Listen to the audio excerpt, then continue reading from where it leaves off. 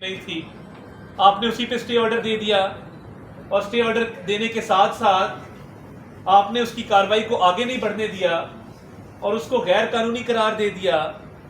تو یہ کہاں کا انصاف ہے کہ آپ اپنی ساس کی آڈیو کا کیس اپنے پاس لگائیں، اس پہ اسٹے دے دیں، اس کمیشن کو آگے چلنے نہ دیں، اس کمیشن کو تکنیکی بنیادوں پہ روک دیں، اور پھر کہیں کہ وہ مبینہ آڈیو تھی، اس بات کی تحقیق ہی نہیں ہوئی کہ وہ میری ساس تھی کہ نہیں تھی. یہ تحقیق تو اس کمیشن نے کرنی تھی.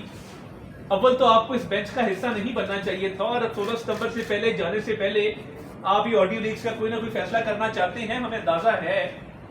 مگر وہ کہتے ہیں justice should not only be done but manifestly seen to be done. انصاف صرف ہونا نہیں چاہیے، انصاف ہوتا نظر آنا چاہیے. آپ کسی اور جج صاحب کی سربراہی میں بینچ بنا دیتے.